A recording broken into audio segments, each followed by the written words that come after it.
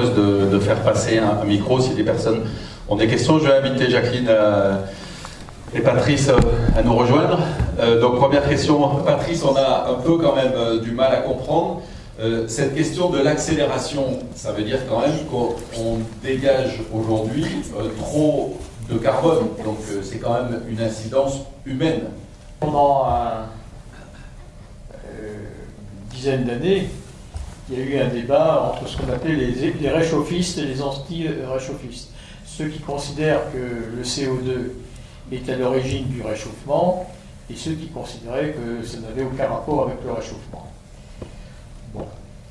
Dans le film, comme l'a dit d'ailleurs Jacqueline, on n'a pas voulu, enfin, elle n'a pas voulu, mais c'était aussi mon parti pris, rentrer dans ce débat.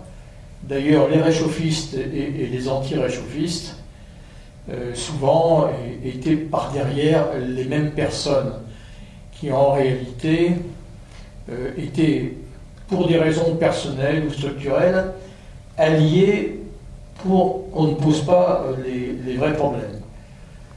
Le CO2 n'est évidemment pas, à l'origine exclusive du réchauffement. D'ailleurs, maintenant, il y a de plus en plus de scientifiques qui le disent. Et vous allez voir l'évolution même du GIEC, en ce moment, qui est très rapide, qui est en train de gommer cette idée de sa thèse. Au début décembre, il va y avoir la 24e session de la conférence des partis. On ne parle plus quasiment de réchauffement, mais de désordre climatique. Le CO2, si on regarde sur de longues périodes, il a été beaucoup plus important qu'il n'est maintenant, 23 fois plus important qu'il n'était maintenant, à l'époque où, la flore et la biosphère s'est embellie dans la Terre. Et quand on regarde les séries statistiques, puisque je suis statisticien de métier, entre la chaleur et le CO2, on voit que l'augmentation du CO2, elle suit à 500 ans près l'augmentation de la chaleur et non pas l'inverse. Donc l'augmentation du CO2, le niveau du CO2 n'est pas corrélé, n'a aucune relation avec le réchauffement de la planète. Et d'ailleurs, depuis que nous sommes sortis de la période glaciaire, donc il y a à peu près 11 000 ans, il s'en est suivi une période qu'on appelle l'Holocène, où il faisait beaucoup plus chaud que maintenant. Comme je le disais, c'était le paradis. Et encore, il n'y a encore pas très longtemps, ça s'appelle l'optimum médiéval, de l'an 800 jusqu'à l'an 1200. On a eu une période, c'était la bonne période du Moyen-Âge, où il a fait beaucoup plus chaud. Ensuite, il y a eu un petit âge glaciaire, et le plus bas de cet âge glaciaire, c'est 1860. À Paris, par exemple, il y avait le quartier de la Glacière, parce que la nuit, pendant l'hiver, on laissait l'eau, ça glaçait, et on distribuait la glace aux Parisiens. La Tamise gelée. Mais à l'époque de Rome, il y a eu aussi une période de réchauffement. Par exemple, Hannibal passe les Alpes, il n'y a pas de glacier. Vous voyez, donc Jouzel, quand il raconte que ce sont les glaciers de la période glaciaire qui sont en train de fondre, c'est absolument faux. Donc il y a des idées reçues comme ça qui sont totalement fausses. Et c'est au contraire quand il a fait chaud, par exemple, que les déserts ont reculé. C'est quand il fait froid que la planète s'assèche et que les déserts avancent. Donc il y a toute une série d'idées complètement fausses. C'est donc pas le niveau de CO2 qui influe le réchauffement. Mais le fait d'en émettre beaucoup plus rapidement induit des désordres, ce que j'appelle l'augmentation trop rapide, parce que le CO2 qui est émis dans l'atmosphère va être absorbé par les océans, 25% à peu près, absorbé par les écosystèmes. Et comme parallèlement à cette absorption, vous avez toute l'industrie chimique du pétrole, vous avez les méthodes agricoles qui sont non naturelles et contre nature, tout ça aboutit, à des désordres climatiques. C'est l'ensemble, il n'y a pas une cause unique, c'est la combinaison de toute une série de facteurs qui aboutit au réchauffement. Le réchauffement en soi, il est favorable. Si vous avez du réchauffement, du carbone, du CO2 émis, de l'eau et de la chaleur, normalement, les arbres doivent pousser plus vite, les plantes doivent pousser plus vite, les animaux ont plus de plantes pour se nourrir, donc on devrait avoir un embellissement, c'est exactement ce qu'on a observé dans les périodes passées. Or actuellement, nous avons un réchauffement qui pour une large part est un réchauffement naturel, puisque le minimum à la sortie du petit âge glaciaire c'est 1860, donc forcément chaque fois que vous voyez une courbe du GIEC avec l'évolution de la température, elle commence toujours en 1860, si vous avez remarqué. Bon, alors évidemment, ça monte. Alors ça ne veut pas dire qu'il n'y a pas une partie du réchauffement qui n'est pas due aux entreprises humaines, mais ça n'est pas dû, au niveau du CO2, c'est dû à l'industrie chimique, c'est dû à l'agriculture, et c'est dû à la vitesse d'augmentation de ce CO2. Donc on ne va pas faire un cours de chimie, mais c'est l'ensemble de ces facteurs qui créent des désordres et des assèchements locaux, et ces assèchements locaux vont contribuer à ce qu'on peut appeler une augmentation de la température moyenne. La température moyenne, ça ne veut rien dire, parce que vous avez des régions dans lesquelles la température descend, vous avez d'autres régions du monde dans lesquelles elle augmente. La notion de température moyenne est une notion qui ne veut absolument rien dire. Mais c'est localement qu'il faut regarder l'évolution, et ce qu'on voit, c'est l'assèchement. C'est-à-dire qu'il y a plus d'eau dans le ciel, un peu plus d'eau dans la mer, et vous avez un assèchement, parce que lorsqu'il pleut, l'eau délave les sols à cause de l'urbanisation, à cause des méthodes agricoles, pour plein de raisons, et donc elle va se retrouver, à cause des barrages aussi, et elle va se retrouver plus vite dans les rivières et plus vite dans la mer, et donc la vie, elle est dans la sphère intermédiaire. Elle est dans les nappes phréatiques, elle est dans la terre, dans les arbres. Les arbres, c'est 70% d'eau qui est maintenue en quelque sorte. Quand vous déforestez des régions entières, eh bien, c'est de l'eau qui disparaît, et par conséquent, vous avez un assèchement de l'écosystème dans lequel vit l'homme. Voilà. Donc c'est la raison pour laquelle je dis parfois, c'est parfois un peu difficile à comprendre, qu'on assiste plutôt à un assèchement climatique qu'à un réchauffement, parce que le réchauffement, il est bon pour la nature, mais le réchauffement avec l'assèchement, ça devient catastrophique. Ok, merci. Je vais passer le micro. Est-ce qu'il y a des questions dans la salle, des mains qui se lèvent? Alors, je voulais juste rajouter un truc que tu as oublié de dire. J'oublie plein de choses. Jouzel. Parce que vous avez vu dans le documentaire que Pachauri a été exfiltré du GIEC juste avant la COP21. Et là, Jouzel est sorti aussi du GIEC parce qu'il est lié au lobby nucléaire. Donc il y en avait un du pétrole et un du nucléaire à la tête. Oui. Et c'est eux qui étaient censés animer. Bon, voilà, je ne fais pas un dessin.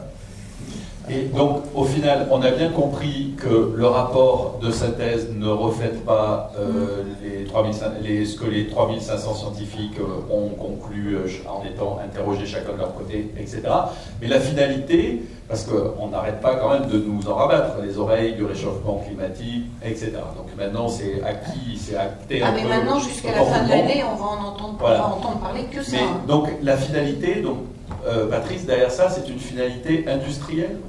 Les causes sont systémiques. Il n'y a pas forcément quelqu'un qui a d'énormes pouvoirs et qui a décidé un jour de dire que le CO2, le carbone, allait devenir une religion officielle, ce qui est effectivement devenu, pour encourager en quelque sorte à l'éclosion d'une nouvelle industrie qu'on appelle la géo-ingénierie. Cette nouvelle industrie, vous allez la voir éclore sous vos yeux. À plusieurs moments, dans le film, on dit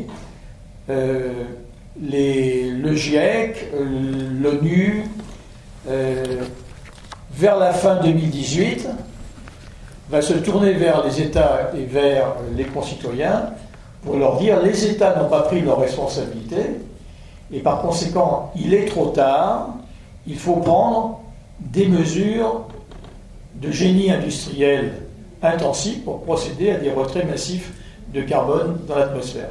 Ça, nous le disions il y a 4 ans. Bon, on le disait avec des passettes, avec parfois des salles qui nous regardaient de manière suspecte en disant que vous êtes des complotistes, vous allez un peu loin. Et puis aujourd'hui, évidemment, la communauté scientifique internationale climatique s'apprête à le dire de manière officielle. Il y a 2 jours, Science et Vie, vous pouvez aller l'acheter, vient de sortir un numéro avec un dossier où ils éventent ce qui va se passer lors de la COP24 qui va se tenir en Pologne du 2 décembre au 14 décembre. C'est une COP qui n'est pas aussi importante que la COP21 de Paris, mais elle a 2 points à l'ordre du jour. Premièrement, faire le bilan des actions des États, et deuxièmement, si ces États n'ont pas pris les mesures qui étaient demandées et pour lesquelles ils ont signé, comment faire pour rendre les objectifs de la COP21 plus opérationnels. Ce n'est pas les mesures, oui, c'est bien exprimé, c'est les objectifs. En clair, bon, on va dans un premier temps constater que les États n'ont pris aucune mesure, ni la France, ni l'Europe, qui est pourtant à la pointe de tout ça. Les États-Unis se sont retirés de l'accord, enfin bref, rien n'a été fait, on a régressé dans tous les domaines. Donc la COP24 va faire ce constat. Et derrière, on va dire exactement ce que vous trouverez dans les, voyez, ce graphique-là, dans le Sciences-et-Vie qui vient de paraître. Voilà ce qui va se passer, ça va être dramatique, on va avoir 3,5 degrés de plus à la fin, avec des désordres épouvantables. Et par conséquent, il faut procéder à des retraits massifs de carbone de l'atmosphère. Et Sciences et Vie dévoile, ce que nous disions déjà dans ce film, les 2 procédés qui, en grand secret, vont devenir publics à la COP 24. Donc vous assistez en quelque sorte, en direct, à la légitimation progressive de quelque chose qui va transformer radicalement notre planète en une planète artificielle. Les groupes privés qui financent cette nouvelle industrie sont comme par hasard ceux qui financent aussi les études sur le post-humanisme, l'intelligence artificielle augmentée, c'est-à-dire que le caractère de plus en plus artificiel de la planète dans laquelle nous allons vivre, ce sont les mêmes qui sont à l'ouvrage. Il y a 2 aspects dans tout ça. C'est premièrement, est-ce que le public en a débattu ou pas? Est-ce qu'il y a encore un soupçon de démocratie dans cette affaire? Ou est-ce qu'on nous dit, ça y est, c'est trop tard, alors maintenant il faut le faire, et sans vous demander votre avis? Donc c'est le premier point. Et puis le deuxième point, c'est que, est-il vraiment trop tard? Est-ce qu'on peut encore éviter cette course des apprentis sorciers vers quelque chose qui n'a été décidé par personne? Voilà les questions que nous nous sommes posées chacun à notre manière. Ce qu'il faut savoir, c'est que si nous tous, on arrête nos voitures et nos mobylettes, ça ne suffira pas à réduire le CO2 qui est principalement par les avions et la marine.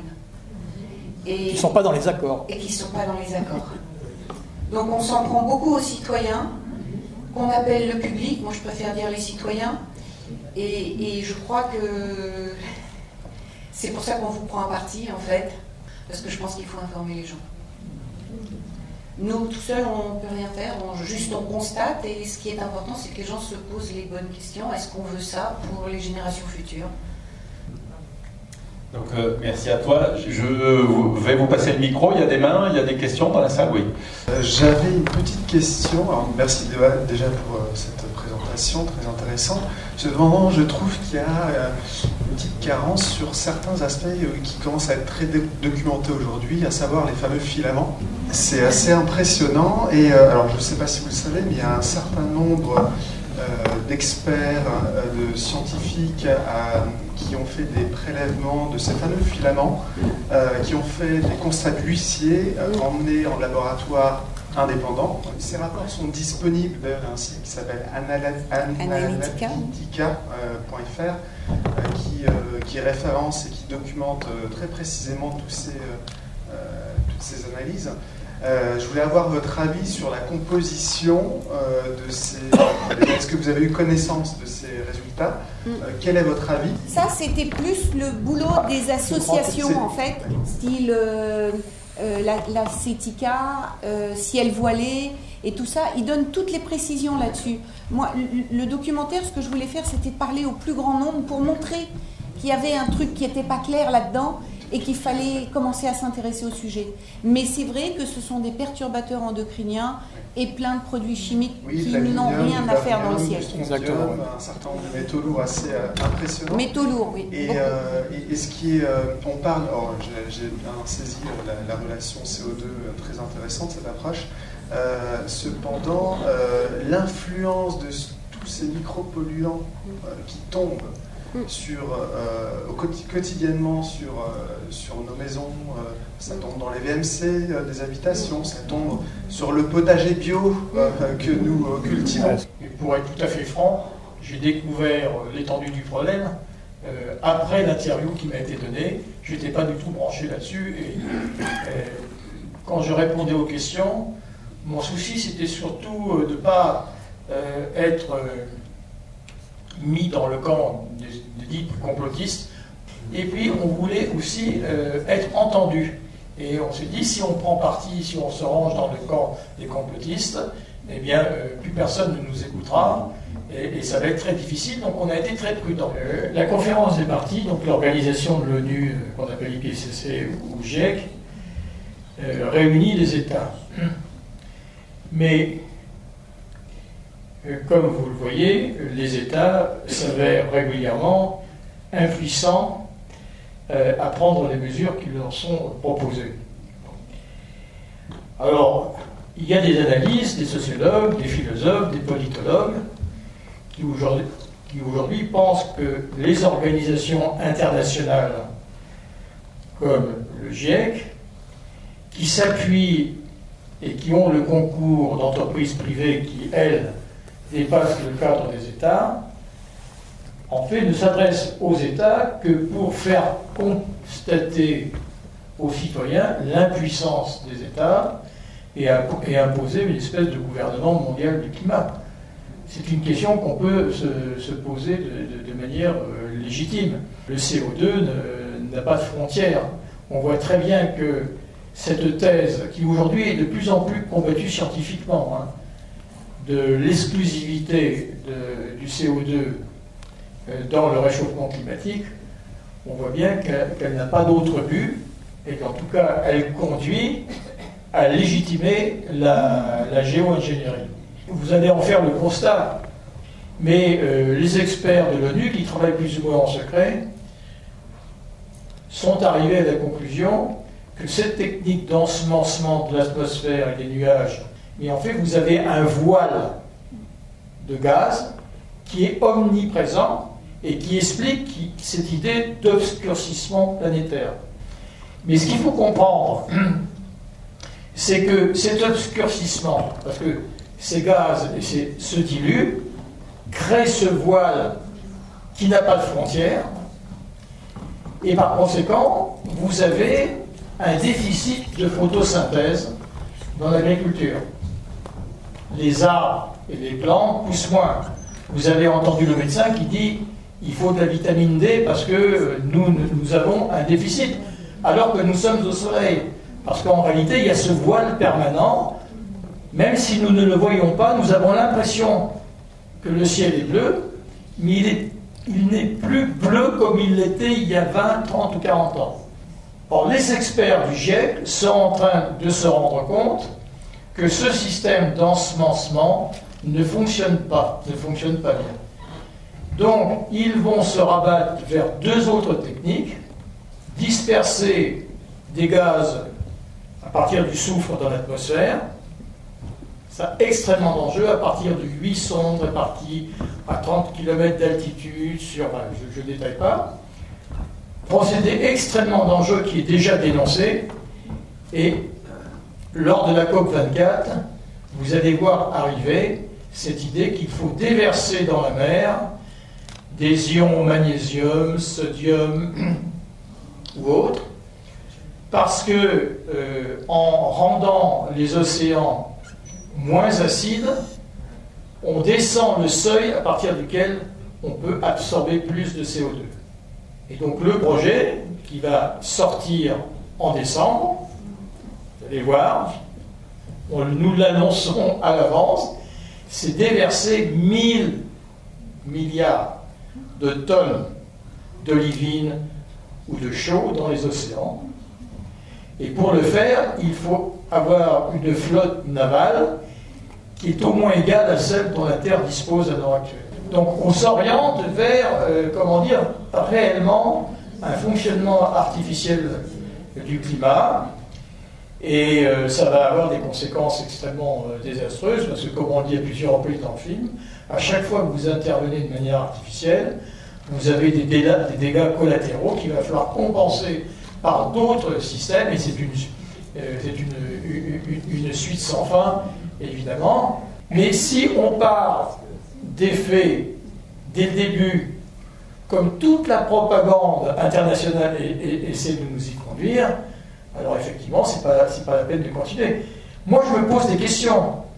Par exemple, j'ai vu que ceux qui avaient organisé la marche récemment pour l'écologie, à la suite de la démission de Nicolas Hulot, que je connais bien, voulaient faire une journée de grève le 15 octobre, au moment où il va y avoir une autre marche internationale. Mais quand on regarde le discours et les textes que signent les scientifiques et les vedettes de cinéma qui ne connaissent rien et qui s'alignent derrière les thèses du GIEC et qui disent c'est le CO2 et il faut faire des choses et par conséquent développent le discours alarmiste qui va nous amener à la géo-ingénierie, moi en tant qu'écologiste depuis gamin, je me dis qu'est-ce qu'il faut faire? Il faut défiler avec eux parce que nous sommes écolos et on ne peut pas aller contre la conscience environnementale. Ou est-ce qu'il faut commencer à dénoncer que ce discours nous amène là où ils ne veulent pas eux-mêmes aller? Vous voyez la contradiction dans laquelle nous sommes. Pachauri, lobby fossile, vous aviez Al Gore, économie géostratégique de développement des États-Unis, avec plein d'arrière-pensées, Jean Jouzel, ancien directeur de recherche du CEA. Ça, c'est un peu le passé. Et maintenant, on voit arriver l'industrie de la géo-ingénierie, qui est beaucoup plus difficile à percevoir, qui agit de manière un peu diffuse, et qui va sortir du chapeau, vraisemblablement lors de la COP 24. Ceux qui veulent avoir des informations, c'est sorti il y a 2 jours. Achetez le Sciences et Vie, le dernier numéro, c'est très instructif. Vous pouvez aussi acheter le dernier numéro de la revue Nexus, qui démonte, sans reconstruire un panorama global, mais avec plein d'éléments, plein d'interviews, tout ce puzzle de la manipulation de l'opinion autour du CO2. Mais ça ne veut pas dire que le CO2 est bénéfique, parce que pour ça, quand je dis que si on en émet trop vite, c'est une formule un peu simplifiée, c'est mauvais aussi. Donc je ne suis pas en train de dire bravo, il faut émettre du CO2. Mais vous avez fait une réflexion extrêmement intéressante, on a quand même cité dans le film à plusieurs reprises, mais peut-être pas de manière suffisamment explicite, c'est que la Terre émet aussi du rayonnement, notamment infrarouge. Et c'est la raison d'ailleurs pour laquelle le système de l'ensemencement des nuages et de la diffusion dans l'atmosphère par les avions ne fonctionne pas, parce que vous avez un double effet. Vous avez un effet albédo, mais vous avez aussi un effet, de réchauffement. Et c'est absolument évident. Et comme vous accentuez par certains moments ce réchauffement, et qu'en même temps, vous avez moins de rayonnement solaire et par conséquent moins de photosynthèse, vous accumulez tous les inconvénients. Donc on voit bien que ces premières techniques de géo-ingénierie, ces chemtrails, sont négatives à tout point de vue. Ça donne des maladies, ça contient des produits qui sont indésirables pour l'être humain, pour les cultures, et ça ne répond pas aux objectifs. Ce qui est aujourd'hui dramatique, c'est cette espèce de climat de terreur dans lequel on nous met pour nous faire avaler un produit qui, à mon avis, est déjà en pratique pour dérégler et pour nous vendre le produit miracle qui va régler. Effectivement, maintenant, on sait que dans notre bouffe, il y a plein de produits bizarres, que dans l'eau, maintenant l'air, ça fait beaucoup. Sauf que c'est juste 1% de lobby. C'est pas beaucoup, en fait. Il faut voir les choses à l'envers. 1% contre 99%. Si on dit que c'est pas une équation possible... Ok, bon, merci Jacqueline, merci Patrice, merci à tous. Et puis on se retrouve en octobre pour une autre projection. Et merci à l'Observatoire du réel, surtout.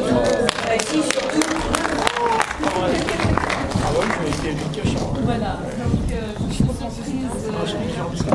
Oui, je vois ça. Mais en fait, c'est parce que et moi je me tiens sur un jour, donc ce que vous dites, notamment les infos, les